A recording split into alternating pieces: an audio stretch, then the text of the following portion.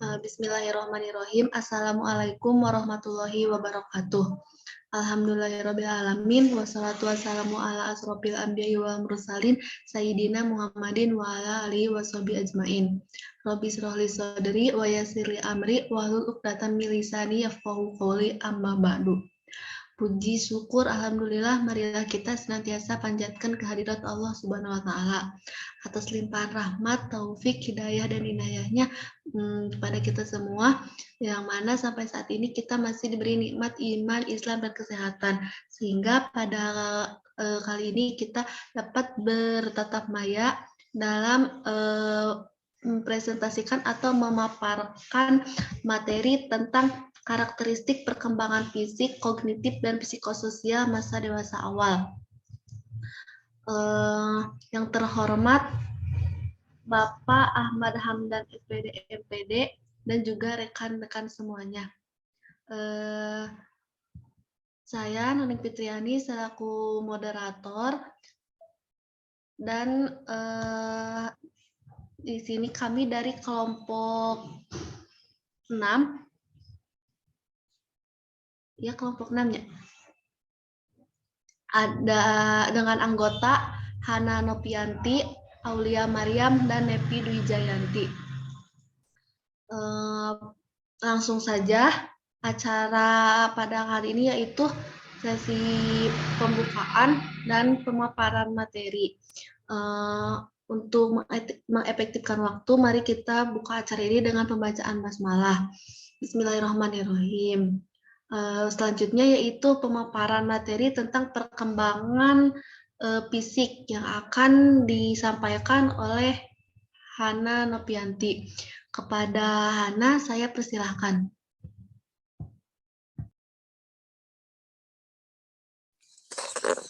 Baik, terima kasih. Di sini saya akan menyampaikan materi mengenai perkembangan fisik. Secara fisik, seseorang yang memasuki masa dewasa awal akan menunjukkan penampilan yang sempurna, yang dalam artian bahwa perkembangan dan pertumbuhan aspek-aspek fisiologis telah mencapai puncaknya. Nah, ketika seseorang memasuki masa dewasa awal, maka secara fisik, kesehatan mental merupakan kesehatan yang mencapai tahap prima. Mulai dari gerakan-gerakan tubuhnya pun sudah sangat aktif, energik, dan cepat. Nah, perkembangan fisik ini bisa dilihat dari perkembangan bertambahnya tinggi, bertambahnya berat badan seseorang, dan dimulai dari usia 18 tahun sampai 30 tahun pada umumnya. Bisa di next. Nah, lalu pada seseorang yang memasuki masa dewasa awal dalam perkembangan fisiknya memiliki 3 masalah-masalah yang berkaitan dengan masalah reproduksi. Nah, yang pertama yaitu premenstrual syndrome, merupakan gangguan yang mengakibatkan ketidaknyamanan fisik dan ketegangan emosi selama 2 minggu sebelum menstruasi. Nah, gangguan ini merupakan yang dialami oleh para wanita ketika mereka akan kedatangan datang bulan, yaitu menstruasi. Mereka akan merasakan rasa sakit secara fisik, baik secara emosi. Nah, rasa sakit ini seperti sakit kepala, sakit pinggang, sakit badan, bahkan emosi yang tidak stabil. Nah, untuk mencegah hal-hal ini, kita dapat mencegahnya dengan memperbanyak minum dan makanan-makanan yang sehat. Lalu selanjutnya, sexually transmitted disease, yaitu penyakit seks menular. Nah, penyakit seks menular ini terjadi akibat pergaulan bebas atau seks bebas. Nah, biasanya ketika seseorang mengalami masa dewasa awal, mereka itu sedang mengalami di fase eksplorasi dan eksperimen, di mana rasa-rasa ingin tahu mereka itu meningkat sehingga mereka ingin mencoba ini dan ingin mencoba itu. Nah, di sini kita sebagai seseorang yang akan memasuki masa dewasa awal, kita harus membatasi pergaulan kita agar terhindar dari pergaulan bebas bahkan menjerumus ke seks bebas. Nah, yang terakhir infertilitas, yaitu ketidakmampuan untuk menghasilkan seorang anak. Nah, ketika seorang wanita dan seorang pria berada pada masa dewasa awal, pada umumnya banyak dari mereka itu telah melakukan pernikahan. Nah, di mana seorang wanita dan seorang laki-laki ini tidak memiliki anak ketika mereka sudah berjalan setidaknya 1 bulan pernikahan mereka. Nah, pada wanita biasanya ada lender rahim yang menghalangi jalan masuknya sperma sehingga tidak terjadinya penetrasi. Nah, sedangkan pada pria yaitu produksi sperma yang sedikit dan tidak berkualitas. Next. Nah, lalu di sini ada karakteristik perkembangan fisik masa dewasa awal. Nah, yang pertama yaitu pengetahuan tentang perkembangan dan kesehatan fisik. Ada kesehatan badan, yaitu tanda awal masa dewasa ditandai dengan memuncaknya kemampuan kesehatan fisik. Mulai dari usia 18 tahun sampai 25 tahun, individu memiliki kekuatan terbesar, gerak-gerak refleks mereka sangat cepat. Kemampuan reproduktif juga berada pada tingkat yang paling tinggi. Nah, karena mereka memasuki masa dewasa awal, maka organ-organ yang ada pada tubuh mereka itu berfungsi semakin meningkat sehingga mereka ini memiliki kemampuan untuk melakukan aktivitas-aktivitasnya itu dengan cepat, energik, dan inovatif juga. Nah, lalu ada perkembangan otak. Nah, pada masa dewasa awal, sel-sel di dalam otak juga akan berangsur-angsur berkurang. Namun, perkembangbiakan koneksi netral, khususnya untuk orang-orang yang tetap aktif, membantu mengganti sel-sel yang hilang. Nah, ketika kita memasuki masa dewasa awal, otak kita ini akan ikut berkembang dalam pola berpikir, memutuskan masalah. Nah, ketika seseorang mengalami masa dewasa awal ini, secara fisik mereka akan menghadapi masalah-masalah yang tidak tidak diketahui sebelumnya. Nah, mereka akan berpikir bahwa mereka harus menyelesaikan masalah tersebut dan kedepannya mereka berpikir juga untuk menghindari dan mengatasi masalah tersebut dengan baik. Selanjutnya ada transisi pendidikan menengah ke perguruan tinggi. Nah, di sini dapat menyebabkan perubahan dan stres ketika menjadi seorang mahasiswa dapat mengalami fenomena top dog. Nah, fenomena top dog ini merupakan fenomena yang berada di lingkungan kampus. Nah, misalnya ada seseorang, si A misalnya berkuliah pada usia 18 tahun. Sedangkan si B berkuliah pada usia 24 tahun. Nah, di sini bisa dilihat sangat jelas perbedaan usia mereka, namun ketika kita berada di lingkungan kampus, kedua siswa ini merupakan sama-sama dipandang sama gitu oleh semua orang, tidak dibedakan. Nah, hal ini yang membuat perubahan secara emosional dan stres kepada seseorang yang berusia 24 tahun tadi, karena mereka tidak merasa dituakan atau hanya disamaratakan oleh orang lain maupun oleh dosen.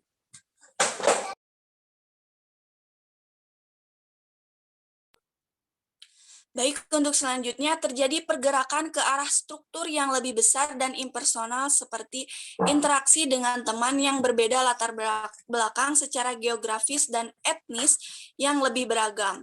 Nah, ketika kita memasuki dunia kampus, banyak dari teman-teman kita itu berbeda suku. Ada yang dari luar Pulau Jawa, ada yang dari seberang. Nah, secara geografis ini kita bisa berteman dengan mereka, namun kita memiliki etnis yang berbeda. Nah, tetapi ketika kita memasuki fase di sini, kita harus bersikap untuk menghormati dari suku-suku yang ada dalam diri mereka. Nah, lalu selanjutnya mahasiswa akan merasa lebih dewasa karena memiliki banyak waktu untuk lebih mengenal lingkungan pergaulannya.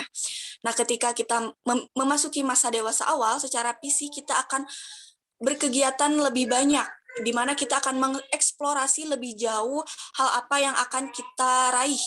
Nah, banyak eksperimen-eksperimen yang akan kita coba juga di dalam masa dewasa awal ini.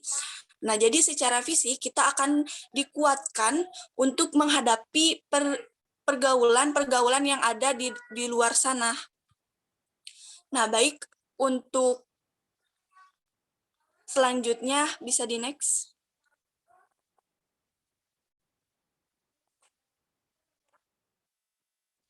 Nah, lalu untuk yang selanjutnya yaitu pola makan dan berat badan.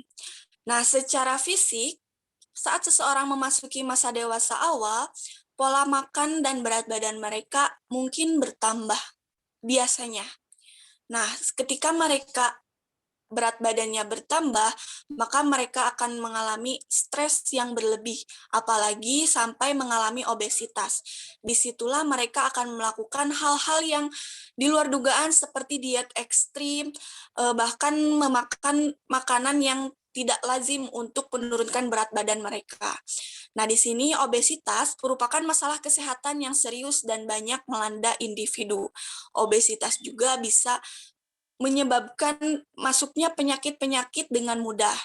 Nah, berkaitan dengan obesitas ini, yang tadi, hal ini dapat menyebabkan seseorang mudah terserang oleh penyakit seperti hipertensi, diabetes, dan penyakit kardiovaskuler, yaitu berhubungan dengan jantung, serta berhubungan dengan kesehatan mental. Karena tadi kita akan stres melihat berat badan kita yang bertambah. Nah, obesitas ini dipengaruhi juga oleh faktor genetik. Leptin yaitu sel-sel protein yang ada pada tubuh kita. Lalu ada sel point dan faktor lingkungan. Faktor lingkungan ini biasanya kita makan tidak terkontrol dan tidak bisa membatasi diri dari makanan-makanan. Nah, biasanya orang yang memasuki masa dewasa awal itu banyak sekali ingin mencoba makanan-makanan yang sedang hits atau populer di zamannya. Nah, lalu selanjutnya kebanyakan diet tidak bertahan hingga jangka panjang. Nah, di sini maksudnya biasanya seseorang yang melakukan diet ekstrim itu mereka akan mengalami kenaikan berat badan di kemudian hari karena ketika mereka berhasil melakukan diet ekstrim, maka mereka akan melakukan balas dendam pada dirinya ketika mereka sudah turun berat badannya. Nah, balas dendam ini dimaksud seperti makan yang banyak ketika mereka sudah mendapatkan berat badan yang diinginkan. Ketika mereka melakukan pembalasan dendam kepada diri sendiri ini, maka mereka akan kembali ke tubuh semula, yaitu dengan berat badan yang tidak diinginkan atau obesitas tadi. Baik, sekian pemaparan materi dari saya. Saya persilakan kepada moderator. Baik, terima kasih kepada Hana yang telah menyampaikan materinya. Untuk materi selanjutnya akan disampaikan oleh Nevi Dwijayanti. Kepadanya saya dipersilakan. Baik, terima kasih kepada moderator atas kesempatannya. Di sini saya akan memaparkan materi mengenai perkembangan kognitif. Perkembangan kognitif adalah perubahan kemampuan mental belajar, memori, menalar, berpikir, dan bahasa. Kognitif adalah suatu proses berpikir, yaitu kemampuan individu untuk menghubungkan, menilai, dan mempertimbangkan suatu kejadian atau peristiwa. Proses kognitif berhubungan dengan tingkat kecerdasan atau inteligensi yang menandai seseorang dengan berbagai minat, terutama sekali ditunjukkan kepada ide-ide belajar. Pada saat memasuki fase usia dewasa, kecenderungan individu mulai mampu mengatur pemikirannya. Secara operasional, merencanakan dan membuat hipotesis tentang berbagai masalah menjadi lebih sistematis, terintegrasi, menghasilkan pembatasan pragmatis yang memerlukan strategi penyesuaian diri, serta mengandalkan analisis logis dalam memecahkan masalah. Perubahan-perubahan penting tentang cara berpikir seseorang memasuki fase usia dewasa awal mulai matang dan menyadari perbedaan pendapat. Mereka mulai memperluas wilayah pemikiran individualistik dan mulai percaya bahwa pada setiap orang memiliki pandangan pribadi masing-masing. Tahap-tahap perkembangan kognitif menggambarkan peningkatan efisiensi dalam perolehan informasi yang baru. Sebagai contoh, pada masa dewasa awal terdapat perubahan dari mencari pengetahuan menuju menerapkan pengetahuan. Menerapkan apa yang sudah diketahui, khususnya dalam hal penentuan karir. Beberapa para ahli mendefinisikan perkembangan kognitif dengan berbagai pendapat. Yang pertama, menurut Alfred Binet. Menurut Alfred Binet, perkembangan kognitif adalah perkembangan dari pikiran. Potensi kognitif seseorang tercermin dalam kemampuannya menyelesaikan tugas-tugas yang menyangkut pemahaman dan penalaran. Yang kedua ada dari Carl Witherington. Menurut Carl, kognitif adalah pikiran. Kecerdasan pikiran melalui pikiran dapat digunakan dengan cepat dan tepat dalam mengatasi situasi untuk memecahkan masalah. Pikiran adalah proses dari berpikir otak, pikiran yang digunakan untuk mengenali, mengetahui, dan memahami. Yang ketiga, menurut Renzulli. Menurut pandangan Renzulli, ciri-ciri kemampuan perkembangan kognitif yaitu mudah menangkap pelajaran, ingatan baik, penalaran tajam, daya konsentrasi baik, menguasai banyak bahan tentang macam-macam topik, senang dan sering membaca, jadi pengamat yang cermat, cepat menemukan kekeliruan atau kesalahan, dan menangani berbagai hal. Lalu yang keempat ada dari Sternberg. Sternberg mengemukakan 5 komponen kognitif. Di antaranya yang pertama metakomponen. Metakomponen adalah proses kendali yang digunakan dalam perencanaan, pelaksanaan, dan pengambilan keputusan dalam pemecahan masalah. Yang kedua, komponen penampilan. Komponen penampilan adalah proses yang menjalankan rencana dan melaksanakan keputusan-keputusan bersama yang dipilih metakomponen. Yang ketiga, ada komponen pencapaian. Komponen pencapaian adalah proses yang terlibat dalam usaha mempelajari informasi baru. Yang keempat adalah komponen ingatan. Komponen ingatan adalah proses yang terlibat dalam pengingatan informasi yang sebelumnya telah disampaikan dalam ingatan, yang sebelumnya telah disimpan dalam ingatan. Lalu yang kelima, komponen alih terap. Komponen alih terap adalah proses yang terlibat dalam pemindahan informasi yang diingat dari satu situasi ke situasi yang lain. Sekian yang dapat saya sampaikan, saya kembalikan lagi kepada moderator. Ya, terima kasih kepada Nevi yang telah menyampaikan materinya. Untuk materi selanjutnya akan disampaikan oleh saya sendiri, yaitu tipe-tipe intelektual pada masa dewasa awal. Tipe-tipe intelektual pada masa dewasa awal ini ada 4 tipe. Yang pertama yaitu visualisasi. Visualisasi yaitu kemampuan individu untuk melakukan proses visual. Misalnya bagaimana memahami gambar-gambar yang sederhana sampai yang lebih kompleks. Lalu yang kedua yaitu fleksibilitas visual, fleksibilitas kognitif. Fleksibilitas kognitif yaitu kemampuan individu dalam menyesuaikan diri dari pemikiran yang satu ke pemikiran yang lain. Lalu yang ketiga itu fleksibilitas visual motorik, yaitu kemampuan untuk menghadapi suatu masalah dari yang termudah ke hal yang lebih sulit, yang memerlukan aspek kemampuan visual atau motorik atau penglihatan, pengamatan, dan keterampilan tangan. Lalu yang terakhir ada inteligensi kristal, yaitu fungsi keterampilan mental yang dapat digunakan individu dan juga dipengaruhi oleh berbagai pengalaman yang diperoleh melalui proses belajar dalam dunia pendidikan. Next.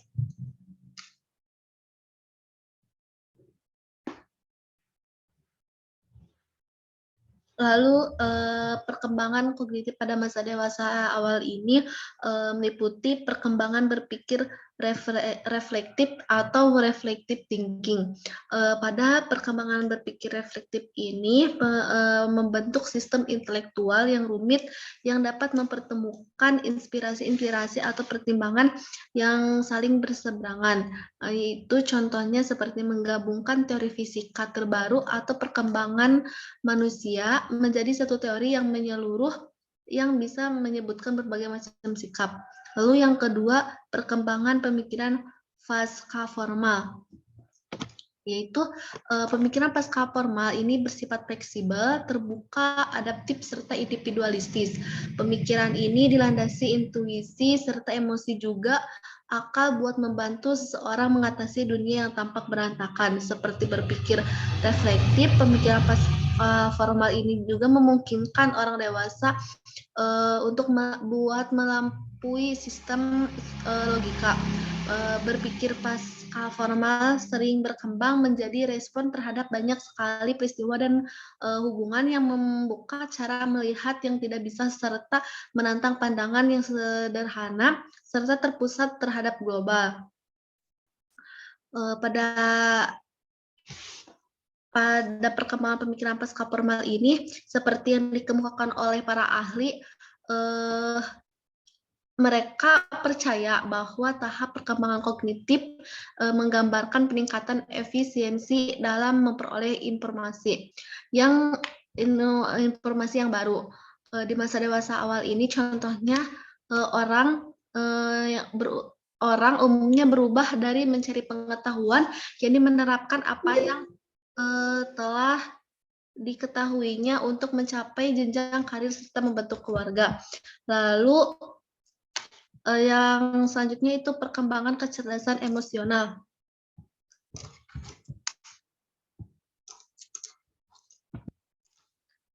Pada perkembangan kecerdasan emosional ini terdiri dari 3, yaitu kesadaran diri atau kesadaran emosional, kepercayaan diri, yang kedua manajemen diri atau kontrol diri yang bisa dipercaya, kemampuan menyesuaikan diri, dan dorongan prestasi serta inisiatif. Lalu yang ketiga kecerdasan sosial, yaitu empati, kesadaran, dan organisasional. Dan yang keempat yaitu manajemen hubungan atau mengembangkan orang lain, komunikasi, manajemen konflik, dan menjalin ikatan. Lalu selanjutnya itu perkembangan memori.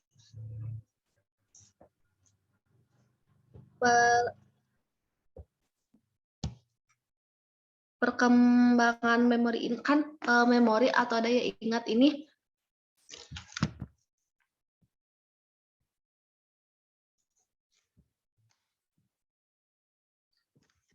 merupakan kemampuan individu untuk menyimpan informasi.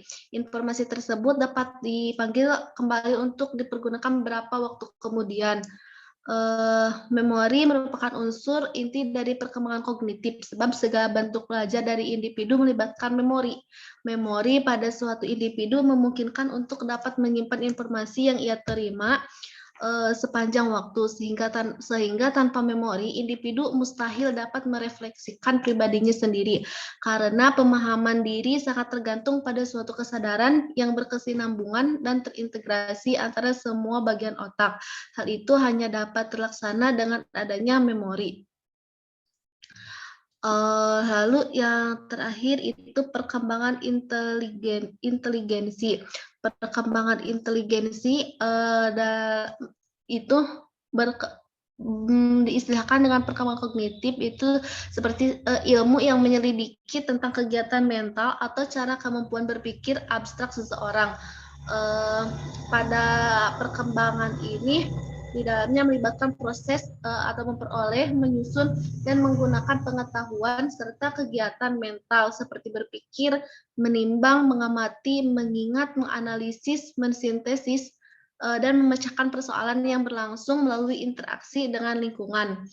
Para ahli juga mengungkapkan banyak sekali yang memberikan sumbangan pemikirannya dari temuan-temuan penelitian tentang perkembangan kognitif ini.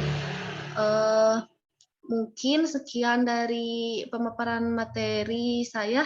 Untuk materi selanjutnya akan disampaikan oleh Aulia Maryam. Kepadanya dipersilahkan. Baik, terima kasih kepada moderator yang telah memberikan saya kesempatan untuk menjelaskan materi selanjutnya. Di sini saya akan membahas materi mengenai perkembangan psikososial masa dewasa awal. Nah, kehidupan psikososial orang dewasa muda lebih kompleks daripada masa remaja, karena selain bekerja, mereka memasuki kehidupan pernikahan, membentuk keluarga baru, membesarkan anak, dan merawat orang tua yang sudah lanjut usia. Nah, perkembangan psikososial pada masa dewasa awal ini merupakan klimaks dari perkembangan sosial orang dewasa. Slide selanjutnya.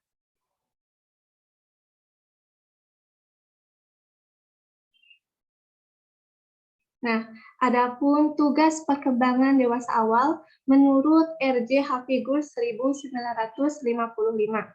Yang pertama, pilih teman untuk hangout, bisa sebagai suami atau istri. Yang kedua, belajar hidup bersama suami atau istri. Yang ketiga, mulai tinggal di kehidupan keluarga. Yang keempat, belajar mengasuh anak. Slide selanjutnya.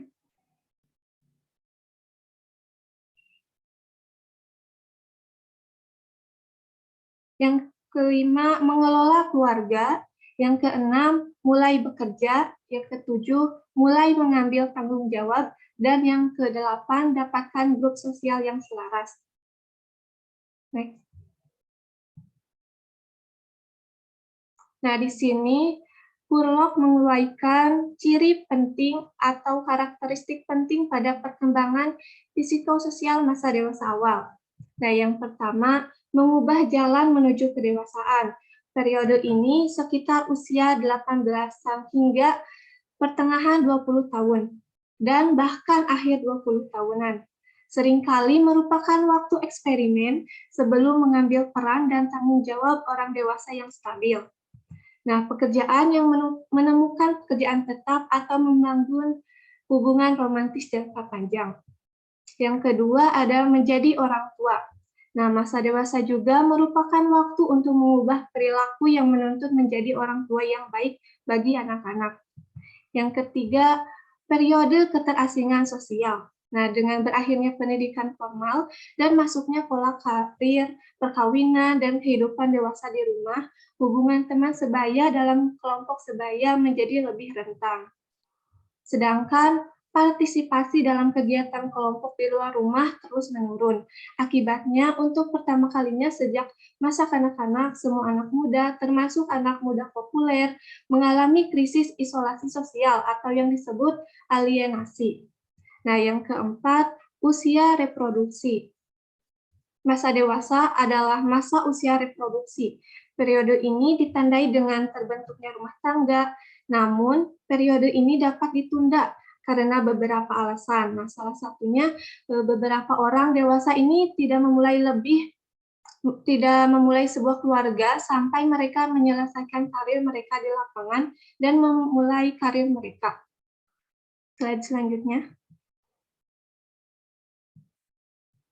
Nah, yang kelima, usia menentukan posisi jabatan atau age determination. Nah, dengan menstabilkan atau menenangkan posisi, seseorang mengembangkan pola hidup individu yang dapat menjadi ciri khas seseorang sampai akhir hayat. Yang keenam, ada masa dewasa awal merupakan era banyak masalah atau problems era. Nah, era ini adalah yang penuh masalah. Jika Anda belum siap untuk memasuki tahap ini, akan sulit untuk menyelesaikan tahap pengembangan.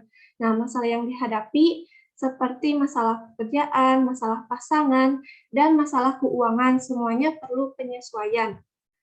Yang ketujuh, masa ketegangan emosional. Nah, banyak orang dewasa muda mengalami kegagalan emosional yang berhubungan dengan masalah seperti kecemasan, pertanyaan tentang status, pernikahan, keuangan, dan lain-lain. Nah, ketakutan atau kecemasan yang muncul ini umumnya tergantung pada apakah Anda sedang beradaptasi dengan masalah yang Anda hadapi setiap saat, atau seberapa banyak Anda mengalami keberhasilan atau kegagalan dalam melawan masalah tersebut. Nah, yang kedelapan, masa dewasa awal adalah tahap kreativitas. Nah, bentuk kreativitas yang terlihat setelah dewasa tergantung pada minat, kemampuan, peluang individu untuk mewujudkan keinginannya, dan aktivitas yang memberikan kepuasan maksimal. Slide selanjutnya. Nah, di sini ada masa dewasa awal sebagai periode regulasi. Nah, pada titik ini, seseorang akan mencoba menentukan mana yang tepat untuknya dan akan memberinya kepuasan abadi. Yang terakhir, masa dewasa awal sebagai waktu komitmen. Nah, pada titik ini, individu mulai menyadari pentingnya komitmen. Nah, ketika mereka tumbuh dewasa, orang-orang muda akan mengalami pergeseran pada orang tua mereka. Individu mulai membentuk pola hidup baru, tanggung jawab, dan komitmen. Mungkin sekian pembahasan materi dari saya. Mohon maaf bila ada kesalahan. Saya kembalikan lagi kepada moderator. Baik, terima kasih kepada Aulia Mariam yang telah menyampaikan materinya. Mungkin itu penyampaian materi dari kelompok kami. Mari kita tutup presentasi ini dengan mengucapkan alhamdulillahirabbil alamin. Saya selaku moderator mohon maaf jika ada kesalahan dan kekurangan. Wassalamualaikum warahmatullahi wabarakatuh.